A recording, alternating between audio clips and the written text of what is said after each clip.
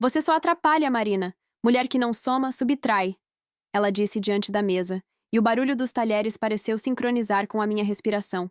Curto, metálico, como se cada prato fosse um ponto final antes da minha frase que ainda não tinha permissão para nascer. Eu não respondi. Olhei para o relógio, pensei no envelope no fundo da minha bolsa, a transferência das cotas para meu nome, e contei de trás para frente. 5, 4, 3, 2. Ainda não, ainda não, porque justiça tem hora certa para não parecer revanche. Quando conheci o Lucas, achei que estava ganhando uma família grande. Com a Vera, aprendi que algumas famílias são plateias com ingresso caro demais para quem não sabe atuar de acordo com o script dela. Começou pequeno. Essa roupa não favorece. Você não entende de negócios. Deixa que eu ensino a ser esposa. Frases empilhadas como livros tortos que vão tombando a prateleira até você achar que o problema é seu jeito de guardar as coisas. Em cada aniversário, ela me pedia um discurso de gratidão.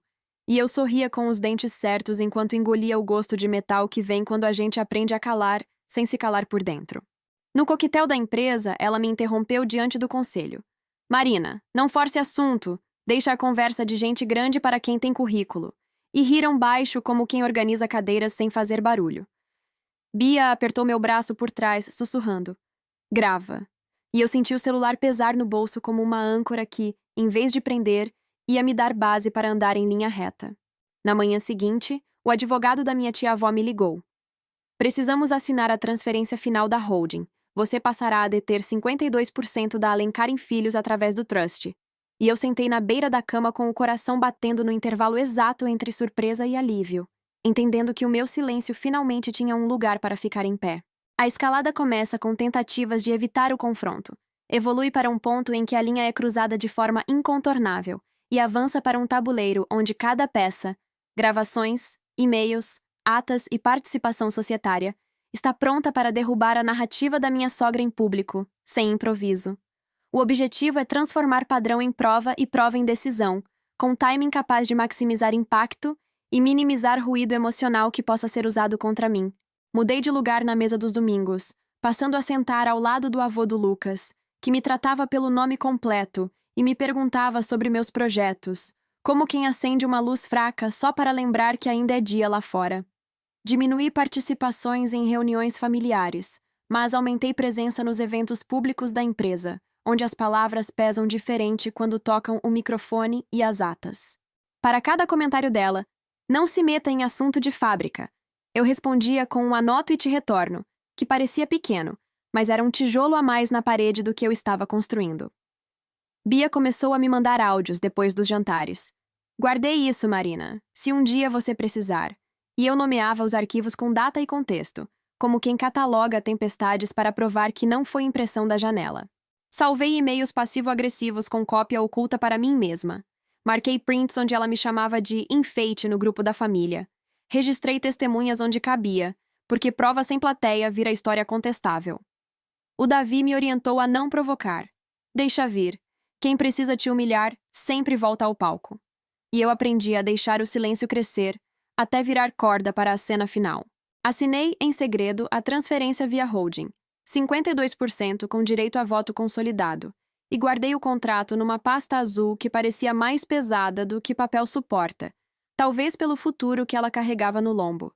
Pedi ao compliance um acesso como observadora de governança com base em um convite institucional da holding, e ninguém estranhou.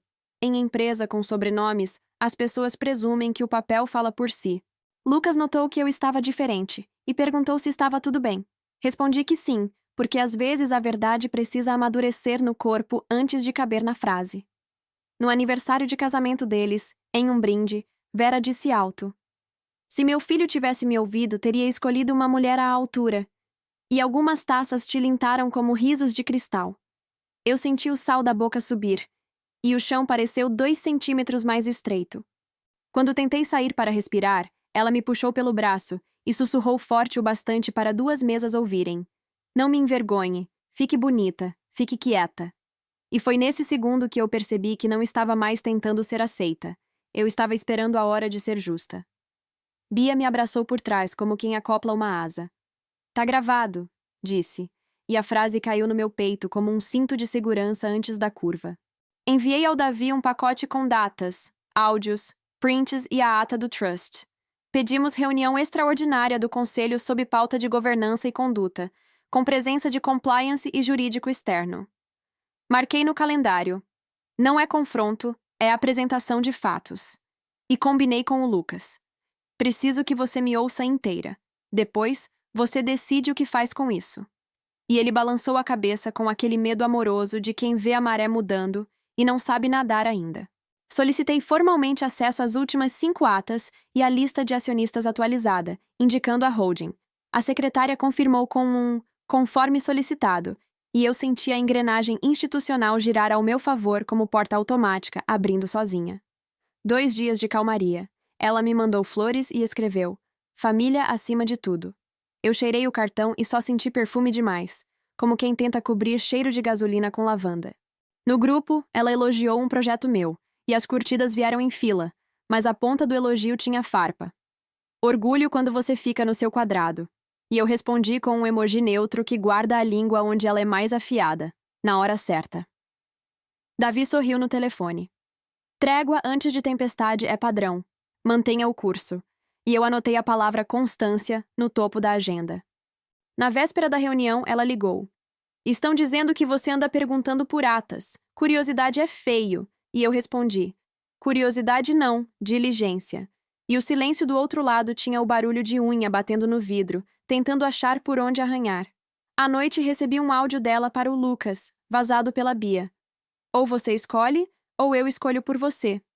E a chantagem pousou na minha mesa como um contrato escrito a lápis. Fácil de apagar quando entra a luz. Gravei minha respiração para lembrar do ritmo que eu queria ter no dia seguinte. 4 tempos para encher, 4 para segurar, 4 para soltar. Imprimi 3 pastas: conduta, governança e estrutura societária. Coloquei post-its com cores diferentes para cada tipo de evidência, como quem organiza um espetáculo sabendo a ordem de cada foco de luz. Combinei com o jurídico externo a ordem de fala. Primeiro fatos, depois documentos, por fim, a revelação do controle.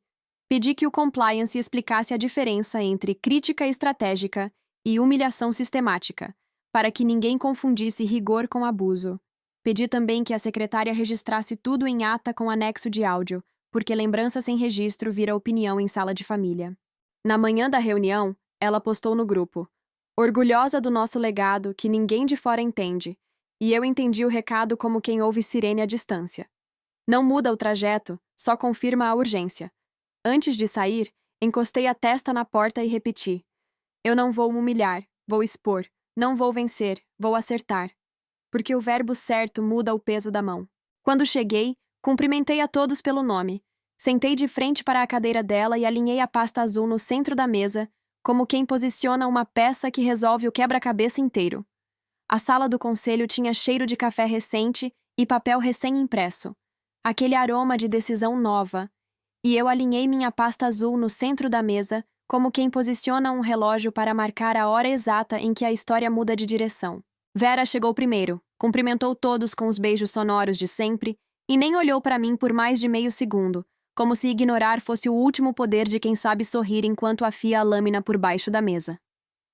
O jurídico externo pediu que eu começasse pelo contexto de governança, e eu respirei em 4 tempos antes de falar. Vou apresentar fatos, documentos e, por fim, uma atualização societária relevante. Abri a aba Conduta. Áudios transcritos de humilhações em eventos, prints de mensagens, relatos pontuais de testemunhas, e o silêncio que se fez tinha o peso de cadeira que para de balançar de repente. Vera tentou cortar.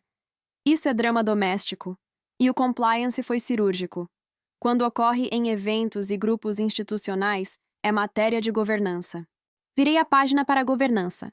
Expliquei a diferença entre crítica e destruição pública, e a necessidade de ambientes seguros para decisões de alto impacto, com datas e evidências ao lado, sem adjetivos, como se cada papel tivesse aprendido a falar por mim. Por fim, abri estrutura societária. Nos últimos dias, a holding TN Trust consolidou 52% do capital votante. Como beneficiária, comunico minha entrada como controladora e solicito atualização imediata do quadro societário e do organograma. O ar mudou de densidade. Ouvi a colher bater na xícara de alguém e parar no meio do caminho, e então acrescentei. Meu nome completo é Marina Nogueira Tavares, e sim, essa mudança já está protocolada. Vera riu curto, um som oco que não encontrou parede para ecoar, e disse: Você não tem estatura para isso. E eu empurrei a pasta com as certidões para o centro. Estatura não se mede em decibéis, mede-se em documentos. O presidente do conselho pediu vista rápida dos papéis. O jurídico confirmou os registros. E em seguida o compliance recomendou afastamento temporário de Vera de qualquer função de RH e comunicação, abertura de procedimento formal e revisão de processos com foco em cultura organizacional. Lucas levantou a mão com a voz embargada. Eu preciso ouvir tudo. E ficou ao meu lado, não para me salvar, mas para não sair da sala onde a verdade estava sendo dita com o microfone ligado. Bia solicitou a palavra. Fui testemunha de múltiplos episódios, trouxe registros com data e local, e colocou seu pendrive na mesa com a serenidade de quem acende luz e deixa a sala enxergar sozinha. O conselho aprovou por maioria. Reconhecer o controle da holding, registrar minha indicação interina para o comitê de pessoas e instaurar procedimento disciplinar sobre conduta, preservando a governança durante a transição. No fim da reunião, propus 3 medidas: código de conduta com cláusula anti-exposição, canal sigiloso de denúncias com SLA e treinamentos obrigatórios sobre liderança não abusiva, e ninguém votou contra porque o papel já tinha feito o trabalho que minha voz começou. Vera tentou último recurso. Família acima de tudo. E eu respondi sem elevar o tom. Empresa com governança acima do ego. Família só fica de pé quando ninguém precisa encolher para caber. O jurídico leu a deliberação. Afastamento cautelar de Vera de comitês, manutenção dela apenas como conselheira sem voto até conclusão do procedimento e proibição de contato institucional direto comigo durante a apuração, para que provas falassem sem interferência. 2 semanas após o conselho, o procedimento de conduta concluiu que havia padrão de humilhação pública por parte da Vera, com impacto reputacional interno. Recomendaram o afastamento prolongado dela de funções executivas e realocação como conselheira sem voto por um período mínimo de 1 ano, com possibilidade de retorno condicionado a treinamento e avaliação 360. O organograma foi atualizado com a holding TN. Trust como controladora e meu nome na presidência do comitê de pessoas, com mandato interino até a eleição, e eu li meu nome ali como quem vê a própria assinatura devolver a coluna para o lugar. Com o Lucas, combinamos terapia de casal e um acordo simples. Nenhum assunto de família seria usado como arma em briga, e nenhuma decisão de empresa seria tomada fora das salas certas, com atas e prazos. Ele topou, e eu senti que amor, quando fica adulto, assina contratos invisíveis que sustentam a casa por dentro. Na família, estabeleci fronteiras, sem discurso de gratidão em aniversários, sem piadas de roupa ou carreira, e qualquer deslize seria tratado como assunto de adultos, não de plateia. E, curiosamente, o silêncio que veio depois foi o mais respeitoso que já ouvi naquela sala. Vera tentou me ligar 3 vezes. Respondi por e-mail institucional. Conforme parecer do compliance, nosso contato será mediado até a conclusão do período de afastamento. E anexei o calendário de treinamentos que ela precisaria cumprir, porque a dignidade não é vingança, é método. No último parágrafo, desejei que ela encontrasse um lugar sem microfone onde pudesse reaprender a diferença entre orientar e humilhar, e apertei enviar sem raiva, apenas com a precisão de quem finalmente aprendeu a empunhar a própria voz sem gritar. Aprovamos um código de conduta com cláusula anti-exposição, um canal de denúncia com prazos definidos e auditoria externa semestral, e treinamentos sobre liderança segura e comunicação não violenta, especialmente para quem ocupa cargos de influência familiar. Revi processos de promoção para incluir indicadores de clima e respeito, porque bônus sem dignidade só compra silêncio, não compromisso, e a empresa precisava de gente que ficasse porque quer, não porque aguenta. Bia virou minha parceira no comitê de cultura e desenhamos juntas um guia de reuniões familiares sem plateia. Regras simples que separavam almoço de domingo de pauta corporativa, e o efeito foi imediato. Menos ruído, mais conversa, menos palco, mais mesa.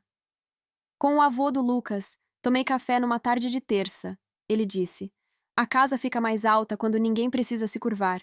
E eu levei a frase comigo como quem guarda a chave de porta que ficou anos emperrada. Voltei ao jantar de domingo onde tudo começou. Quando serviram a sobremesa, encostei a colher no prato e pensei na frase que não precisei dizer em voz alta. Obrigada pela plateia. Agora o palco tem regras. Não existe final perfeito, mas existem finais verdadeiros. Hoje, se alguém tenta me reduzir a inútil, eu tenho mais do que resposta. Tenho processo, papel e paz, nessa ordem, e isso, para mim, é o contrário exato da submissão. Se houver uma moral, talvez seja esta: poder sem respeito é palco vazio, respeito com limites é casa cheia, e eu escolhi morar na casa, não no palco.